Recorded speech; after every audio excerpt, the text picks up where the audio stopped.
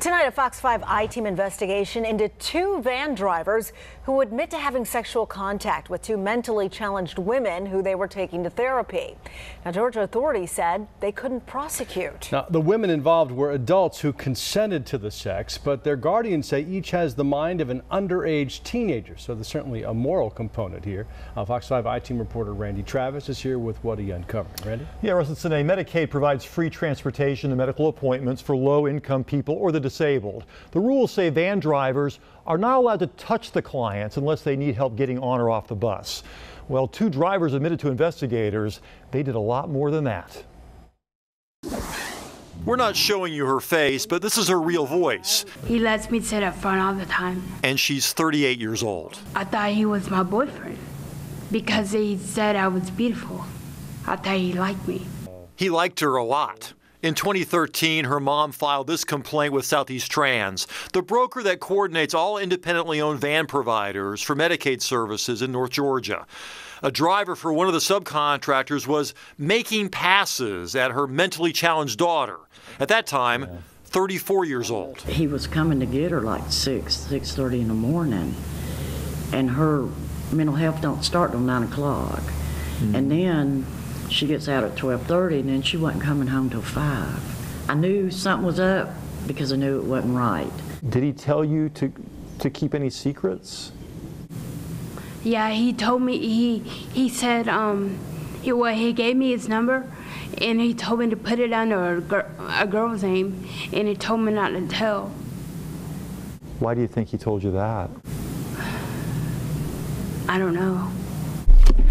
Eventually, the Southeast Trans subcontractor removed that driver from her route.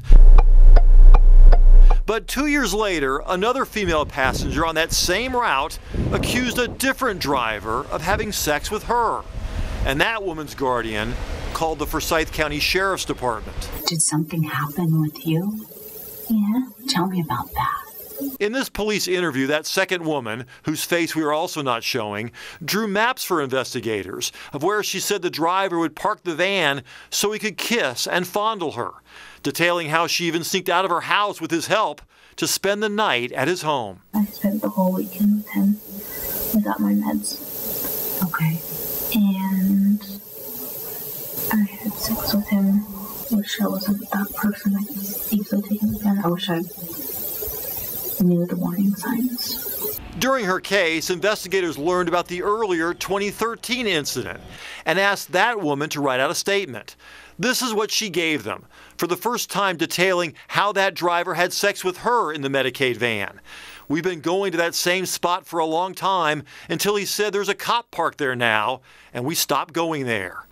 Here's why she says she kept what happened a secret for so long. I don't want to get anybody in trouble. She need not have worried. Forsyth County Sheriff's investigators eventually tracked down both drivers, the two men admitting some sort of sexual contact with their passengers, although not to the extent the two women claimed. The case was finally closed this summer. No charges will be filed.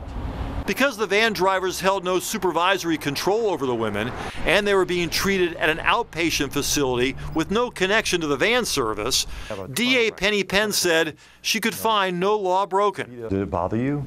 Oh, See what happened? Absolutely. They had special needs or disabilities that made them vulnerable to the attention of these two men. The investigators were bothered by the behavior of these men, but there just didn't seem to be a statute that fit their behavior. But something else also bothered the guardians for the two women.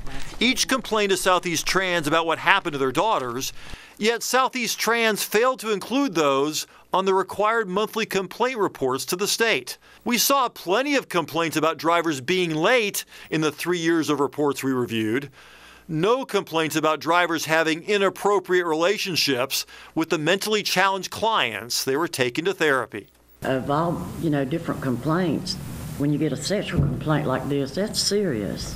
In a statement, Southeast Trans argued it has the right to decide what should be reported to the state and determined the first complaint did not qualify because of a perceived lack of evidence, among other things. The company declined to explain why the second complaint, the one that generated a full-blown criminal investigation, was also left out of the monthly complaint reports, or why they chose to send other invalid complaints to the state, but not these. The two moms want security cameras installed on all Medicaid vans to protect their daughters from those who might see them in a different light than they do. She thinks everybody's trusting. Everybody's trusting. And she doesn't see the picture of who's being nice, who's not. The State Department of Community Health said it was unaware of the two complaints involving drivers having sex with women they were transporting to mental health therapy. If those complaints were kept from the state, DCH says it's, quote, not acceptable. They don't want it to happen anymore.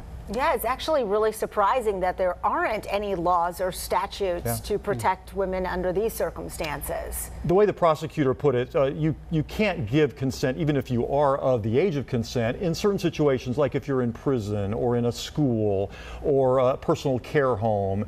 But you know, those don't apply to these two women. They were living in their own homes and going to outpatient therapy. These guys were driving vans. They weren't really connected to the outpatient therapy. So it just didn't really fall into any category where they could prosecute. You know, everybody agrees it just seems bad. It doesn't seem right. But according to the law, it's not criminally wrong. Yeah, I'm surprised too, particularly given the fact that these drivers knew they were driving people who had special needs, knew that perhaps they were taking advantage of them. They even admitted it to authorities when they were interviewed, Russ. Yeah, they knew. Wow. Yeah. Heartbreaking to hear those women's Really reactions to what happened to them as well.